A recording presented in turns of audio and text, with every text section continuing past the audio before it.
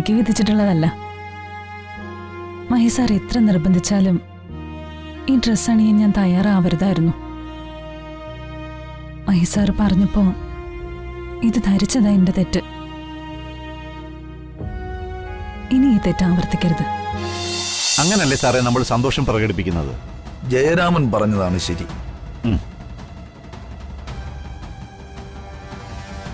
നല്ല രീതിയിൽ ജോലി ചെയ്യുന്ന ജോലിക്കാരിയുടെ ആത്മാർത്ഥതയെ നമ്മളെ കൊണ്ട് ആകുന്ന വിധം നമ്മളും അംഗീകരിക്കണ്ടേ?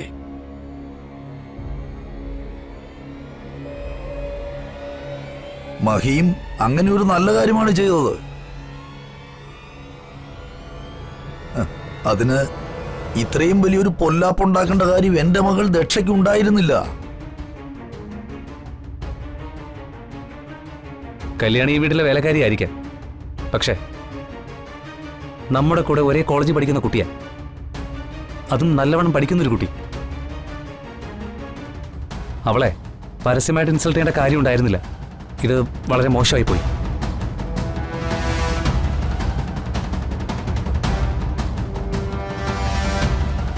ഇപ്പോൾ ഇവിടെ ഉണ്ടായ പ്രശ്നങ്ങൾക്ക് എൻ്റെ അനിയത്തിയുടെ പേരിൽ എല്ലാവരോടും ഞാൻ മാപ്പ് ചോദിക്കുന്നു.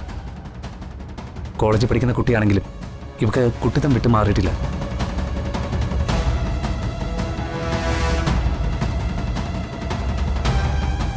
ഇവളെ സ്വന്തം വീട്ടിലെ കുട്ടിയായിട്ട് കരുതി ഇവളുടെ കുസൃതിക്ക് മാപ്പ് കൊടുക്കണം.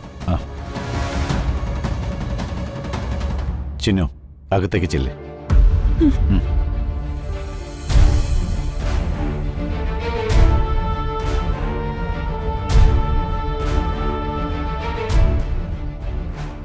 ഇവിടെ എന്ത് ഭാഗം കേൾക്കാൻ ആരുമില്ലേ?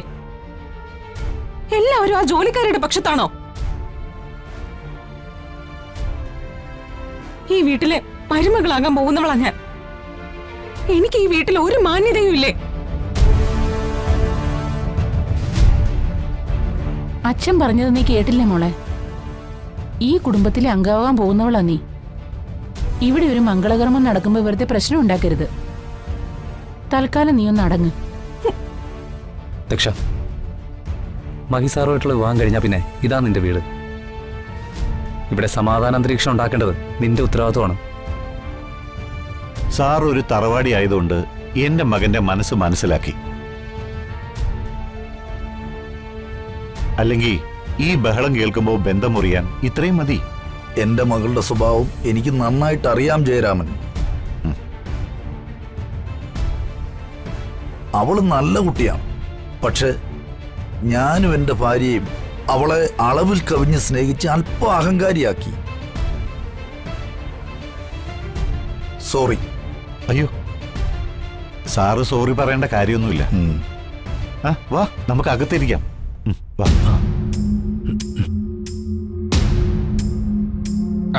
വാ മോളെ, മനസ്സേ വാ.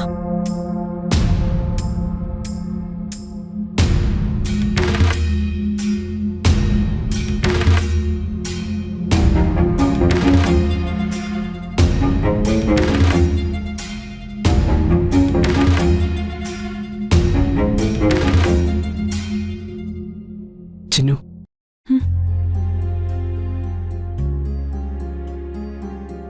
സോറി ചിന്നു, ഇതെല്ലാം എൻ്റെ തെറ്റാ. ഞാൻ ഈ ഡ്രസ്സ് നിനക്ക് ഗിഫ്റ്റായിട്ട് തന്നപ്പോൾ തന്നെ നീ എനിക്ക് മുന്നറിയിപ്പ് തന്നതാ. അത് അവഗണിച്ചതാ എൻ്റെ തെറ്റ്. അത് സാരല്ല മാഷെ. ഇങ്ങനെയൊക്കെ സംഭവിക്കണമെന്നത് എന്റെ വിധിയാ. ചെയ്യാത്ത തെറ്റിന്റെ പേരില് പഴി കേട്ട് ശീലിച്ചവളാ ഞാൻ. എനിക്ക് ആരോടും പരാതിയും പരിഭവവും ഇല്ല.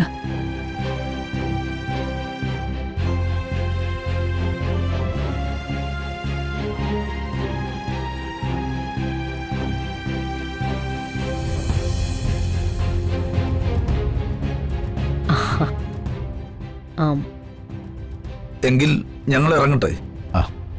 സാർ, ഒരു കാര്യത്തിലും ഞങ്ങളോട് വിഷമൊന്നും തോന്നരുത്. അതെ, ഒരിക്കലും ഒരു കാര്യത്തിനും പിണക്കം ഉണ്ടാവരുത്. എന്റെ ദക്ഷമോളുടെ കാര്യത്തിൽ എന്തെങ്കിലും വിഷമം ഉണ്ടെങ്കിൽ അവളൊരു കുട്ടിയാണെന്ന ധാരണയിൽ അവൾക്ക് മാപ്പ് കൊടുക്കണം. ഇങ്ങനെ ക്ഷമ ചോദിക്കാനും മാത്രം ഞാൻ തെറ്റൊന്നും ചെയ്തിട്ടില്ല.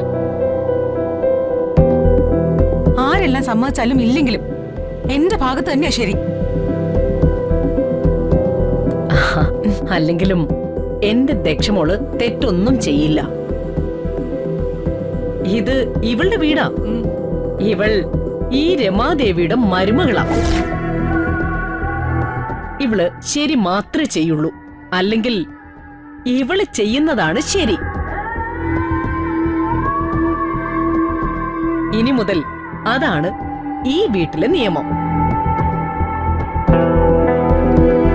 എന്റെ മകളോട് നിങ്ങൾ കാണിക്കുന്ന ഈ വിട്ടുവീഴ്ചയ്ക്കും സ്നേഹത്തിനും നന്ദിയുണ്ട്.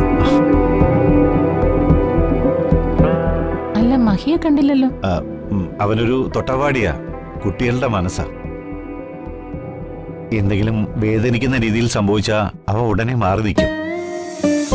മനസ്സ് നേരെയാവുന്നവരെ അവൻ ആരെയും ഫേസ് ചെയ്യില്ല. ഇത്തവണ മൈസാറിനെ വിഷമിപ്പിച്ചത് അദ്ദേഹത്തിന്റെ പ്രിയപ്പെട്ട സ്റ്റുഡന്റ് തന്നെ.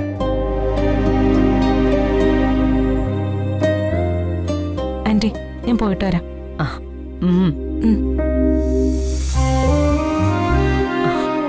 ദക്ഷേ, ഒന്ന് നിക്ക്.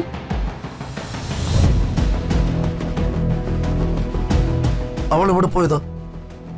അവള് മഹിയെ കാണാൻ പോയതായിരിക്കും. അവന്റെ പിണക്കം മാറ്റണമല്ലോ. ആ.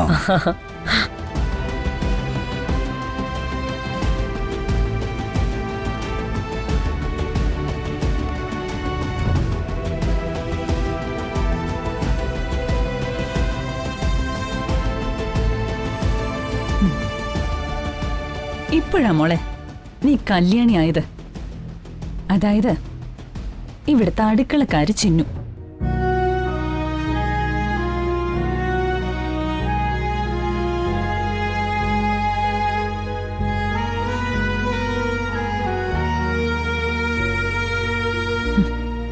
ഇത് വെറും ഒരു സ്വപ്നം.